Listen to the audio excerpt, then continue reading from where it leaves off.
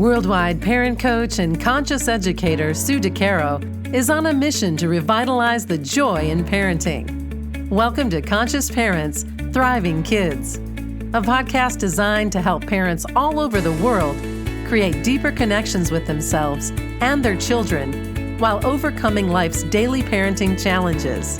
Listen in if you want to bring more laughter, love, and enjoyment to your home life. Welcome to Conscious Parents, Thriving Kids, a place for all things parenting. I am your host, Sue DeCaro. Today, I'm pleased to introduce my special guest, Jessica Morey. Jessica is the Executive Director of Bound Mindfulness Education, a nonprofit organization that offers mindfulness meditation retreats for teens, young adults, parents, and professionals. She began practicing meditation at age 14 on teen retreats offered by the Insight Meditation Society. She is a founding board member and lead teacher for iBme teen retreats. She has taught over 40 mindfulness meditation retreats for teenagers, working with over 1,000 teens over the past 9 years. In addition to leading high school presentations, ongoing and online classes for teens, and trainings for teachers and parents across the country. Jessica has been published in many different places and regularly invited to speak and conduct workshops at the leading mindfulness conferences across the U.S. Wow, Jessica, welcome. It is a delight to have you on this episode. Thank you. It's wonderful to be here. So let's dive right in and talk about the importance of living a mindful life. Can you talk about some of the benefits from research and your work that you have seen and why this is so important for kids and adults? Yeah, for sure. So the research is expanding all the time. So there's a lot of evidence on multiple fronts about the benefits of mindfulness that range from improved sleep, increased immune function, to improved life satisfaction, improved relationships. So there's a lot of, then there's changes in the brain that have been studied and documented. But when I think about my own personal life, the benefit of mindfulness is deepening my ability to return to the present moment, to presence, which means that I'm less caught in ruminating and worrying and planning for the future or the past. And it also means that I'm present for my relationships in a way that's more deeply satisfying, and just the world. You know, when you're present, you get to actually notice life happening and all its beauty and wonder and its challenges. So a deeper sense of connection has come out of my practice. I love that. And I love how you have shared your personal awareness and what you have seen in your own life. And I think it is so important to be able to recognize when we are present, because of course we are human beings too. And so we do get caught up in being in the past or being in the future and trying to find the space or the recognition on how to get back, right? Mm-hmm. Yes. And then nowadays, with our perpetual connectivity in our cell phones, it's not even just, it used to be like you just got caught up in the past or present or future in your own mind. But now we have these external devices that encourage us to disconnect in any given moment from what's happening here and now. So it just feels even more vital that we are developing practices and skills and habits to counteract that. I couldn't agree more. So I talk a lot in my work about creating conditions that help our kids to thrive. And we know that so many kids today have difficulty with attention, concentration, emotional and social intelligence, compassion, empathy, kindness. I mean, I could go on and on.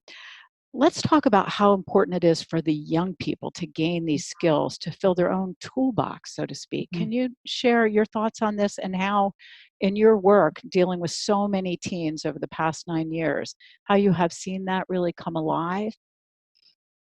Yeah, I mean, this is, and so when I talk about it being vital to develop these skills of mindfulness and compassion today, for adults, it's even more so for young people, given that they are digital natives and completely bombarded and embedded within social media and technology.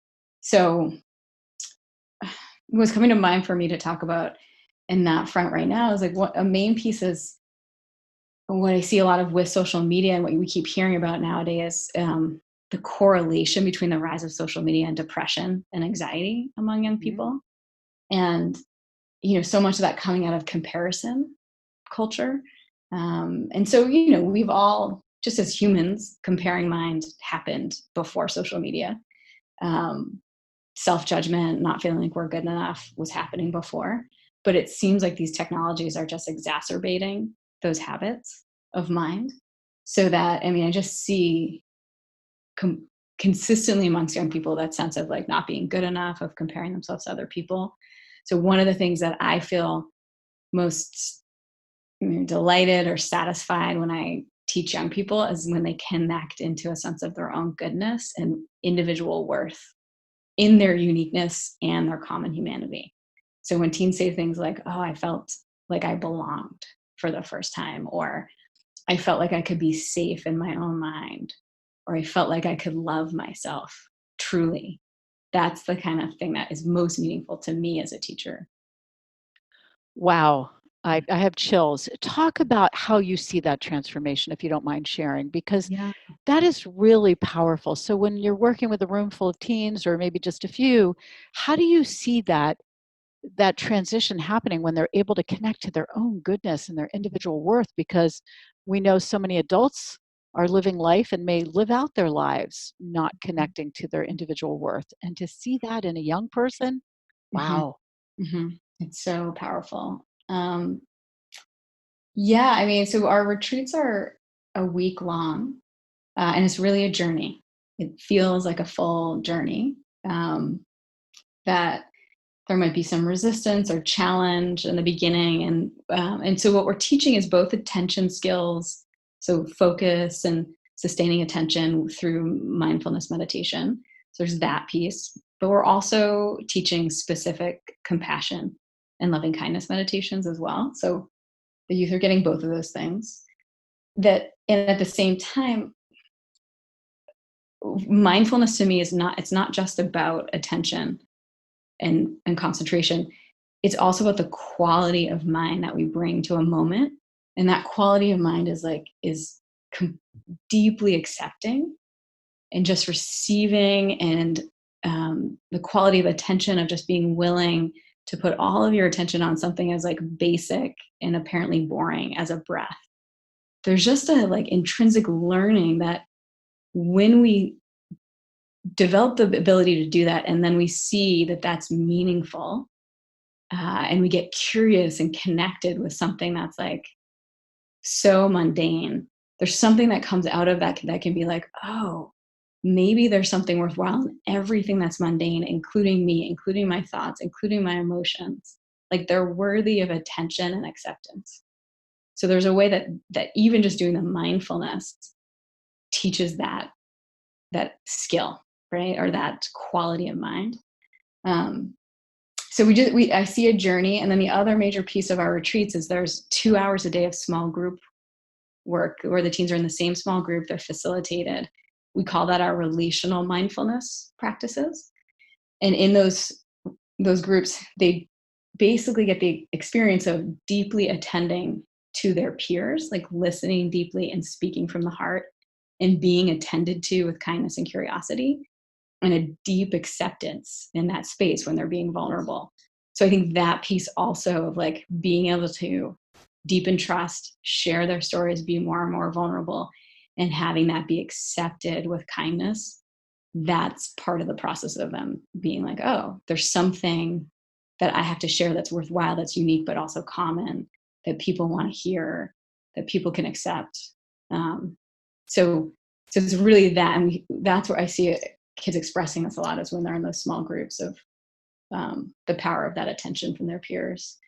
And then they will say, and at the end, we have a closing circle where they can share their experiences, and you know, so yeah, many times a lot of tears, a lot of expression of the transformation they've had, and then we get the feedback from their parents post retreat.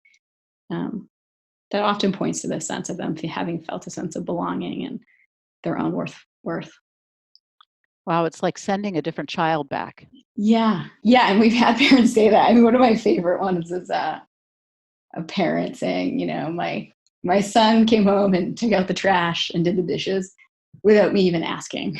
Like, Wow. what did you do to my child? The littlest things. Yeah. So once they go home, I'm curious because this process of this week retreat is incredible and Mhm. so powerful as you describe it and describe the changes that these young people are experiencing as you really teach and guide them through the many different facets of your work. And so I'm curious how this translates down the road for them. What is the, I'm going to say quote unquote maintenance practice that they Yeah. need to Mhm. stay with in order to continue living in this way and translate it to a bigger picture, not Yeah. a contained Mhm. environment. Mhm. Yeah, I think this is a really important question, and I've maybe two responses. So one is that, which is amazing. When I went on teen meditation retreats, there wasn't the internet, there weren't cell phones, so it was much harder for us both to continue practice. There weren't any tools to continue to meditate at home other than like remembering what we were taught and doing it on our own. And we couldn't even really keep. It was hard to keep in touch. Like you just pick up the phone to call someone. Um, so what the teens have now is, we have social media groups where they can connect, and then also we have regular meetings that are online, just free drop-in groups for them to connect with their peers, and we guide a meditation, one of our teachers, and then have a discussion. And then they also get an app, actually two apps that they can practice with at home. So that's how we do that. But of course, all of that takes like personal decision making to actually engage those systems. Um, so what is very hopeful to me is we've done research. We did a longitudinal study that was a pre, post, and then 3 months post retreat study. Or we didn't do it, was by a researcher at the University of Pittsburgh. And what he saw was tremendous gains right after the retreat in terms of lowering depression, lowering anxiety, deepening self-compassion, a lot of these life satisfaction skills. But what was amazing to me was to see that even 3 months post, many of those continued to improve. Um, Wow. and it definitely, like, the more that they were meditating, the more they improved. But even the ones who weren't meditating continued to see benefits 3 months post. So to me, that shows me that there's some shifts that happen in an immersive experience where it's just like a shift of like paradigm or something, where you touch into like, oh my God, I might be lovable completely, that can stay with you even if you don't meditate and keep doing self-compassion practice. So that feels really hopeful to me. And I really want I want to support youth to keep developing these skills. I mean, it is like exercise. The more you do it, the better you feel and the stronger you get. Wow, what an incredible experience for just 1 week, Mhm. immersive, but 1 week to be able to receive those benefits and really see them, growing in some instances, as you said, 3 months down the road. And I can't help but ask, Mhm. this is such important work that you are doing and so important for our young people. How can this translate to the bigger picture of youth all Mhm. over I'm going to say all over the world since my Yeah. practice is worldwide and the audience we have listening does come from all over the world. How can we make this more available, this type of program, or you? Yeah. Yeah. Yeah. Worldwide. Come on, Mhm. Jessica. I know. Great. I mean, well, what is hopeful is we do have one retreat in the UK, which is really, I would call, I don't exactly know how to franchise how that works, but I would say it's kind of like that. It's sort of like a technology transfer where we train some UK folks who really want to do this, and they're off and running, leading retreats in the UK. And then we had one in Canada as well. So there is a scalability with training, and people, as long as the people who are doing it have their own deep personal meditation practice, so that anything that's being led or taught is really coming out of an embodied experience of Sure, mindfulness and sure. compassion.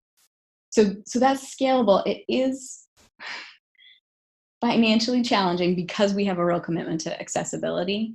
So we have a radical sliding scale, and we've never turned a teen away for lack of funds. So that part can be challenging. It really is the financial piece of trying to make that work when you have to rent a retreat center. So if anyone out there has ideas about that, we always welcome it. So there's that piece. But then I also think what might be even more promising for the general adolescent and youth population is some of the in-school programs. So my husband, I actually live at a boarding school, a high school, and my husband is the director of mindfulness at the high school. So every new student takes a semester of mindfulness training with him. Plus the faculty, parents, staff also can take mindfulness training with him. And so that model of having someone who's deeply embedded in mindfulness, embodying mindfulness in a school, teaching. So that way, like, not all the kids, so then he has voluntary classes, level 2s and level 3s, and he works with the sports teams. And so they have choice after that. And not maybe it's 25% that take the level 2. But everyone has an experience of this that they take with them. And it's unbelievable to hear. He's now been doing that for 9 years, maybe 10. And to start hearing the stories coming back from his former students about the impact. So to me, those kinds of school programs are the way to really scale this. And then it's like, I don't think every teenager needs deep mindfulness practice right now in their life. But when things get challenging, they will have known something they might want to refer back to and to support them. Mm-hmm, for sure. Mm-hmm. And we know that things can get challenging. Yeah. Mm-hmm. I have a college student. It's very challenging and very stressful. High school can be stressful, college can be stressful, and life can be stressful. Mm-hmm. So it's a beautiful gift to be able to offer so many that both you and your husband and your organization, spreading these various ways to live our lives with a different perspective and a different focus. Mm-hmm. So if you had to offer our listeners, one piece of advice or one takeaway, they're all adults, Mm-hmm. that they can, move forward with from a consciousness standpoint, what would that one piece of advice be? Yeah, and just you're primarily parents. Primarily parents. Yeah. And so mine would be, really, if this interests you, if you want your child to have access to these kinds of practices and skills or be interested in them, like, I always encourage parents to really try it yourself. Take on, look into apps. There's really great apps these days with like 10% Happier is a great app, or Headspace. Try it. Maybe look for a meditation group in your community. We do parent retreats. You can come on a parent retreat. So that you get that experience. And then instead of, pushing your child, let your child be curious about what's happening for you and see the change happening in you, so that you create a more mindful environment in the home, a more mindful relationship with your child, and let that start to pique their curiosity about practicing. I love that. You're speaking my language. First of all, parents are the model. Mm-hmm. We're modeling every day how to live life. So if we aren't modeling in a mindful way, it's very difficult, I think, to expect our children to do something different. And I think the same as when children are in your programs, if they go home to a less than mindful environment, it can be very difficult as well. Mm-hmm. So we parents are the models, and it is important for us to practice things and share things, not from you need to do this too, but just, as you said, sparking or piquing curiosity in our children. And so curiosity is one of my favorite words. Mm-hmm. When they become curious and interested and start asking questions, then it's an opportunity to share, as opposed to make them or force them or, manipulate in any way. Yeah. So beautiful. Brilliant. I love Mm-hmm. that. Mm-hmm.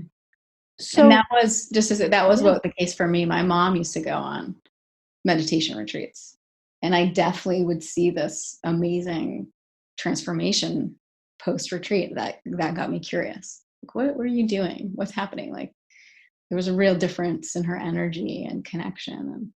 And when she'd come home. Wow. That's beautiful. Very conscious mom you have. Mhm. Awesome. Well, would you share with our listeners, because I'm sure we've sparked curiosity as well, how can they find out more about your programs and the amazing organization? Yeah, so we have our website is ibme.com. So if you go to the website, all the information is there. We have an FAQ for parents and then a separate one for teens, and some videos for teens to kind of get them a little bit more curious. Uh, yeah, so that's probably the best way. And we also are on social media sharing. We have a parent forum on social media where we share resources and ideas. So Facebook and the internet and our website are probably the best ways to learn more. Awesome. Awesome. Mhm. So, do you have any parting wisdom or thoughts that you want to share before we wrap up? Not that you haven't shared amazing Yeah. ideas and wisdom and thoughts about this very, very important topic. Mhm. What comes to heart for me, even as we talk about doing your own practice and being a model, is just like as much tenderness and kindness you can offer yourself in all of your successes and foibles as a parent. Uh, that as much as possible, just like a lot of tenderness and forgiveness, and is only going to result in good things for you and your children. So it just seems like today there's like sometimes a culture of like perfect parenting, and I don't think that actually serves us. So I hope that all of your listeners can really connect into their own goodness and forgiveness. Mhm. Beautiful. And self compassion is one of the things that we are not taught Mhm. anywhere. And Mhm. it's one of the most important things in life is to be compassionate with oneself. And you're absolutely right. We strive for perfection. There is no perfection. We're Mhm. just authentic human beings showing up each and every day with the best possible way, light, shining our light that we can. Yeah. Yeah. I So, think and that's thank you. important. Thank you for trying to be conscious parents. I actually think that's like probably the most important work in the world. So, thank you. Thank you. Thanks for being here, Jessica. I appreciate it. And thank you to all our listeners. We appreciate you joining us. Remember, every moment is a new moment for conscious connections. Thanks for listening to Conscious Parents, Thriving Kids. If you like what you heard, the best compliment you can give us is to share this podcast with a friend. And be sure to give us some stars and a favorable review at Apple Podcasts or wherever you listen in.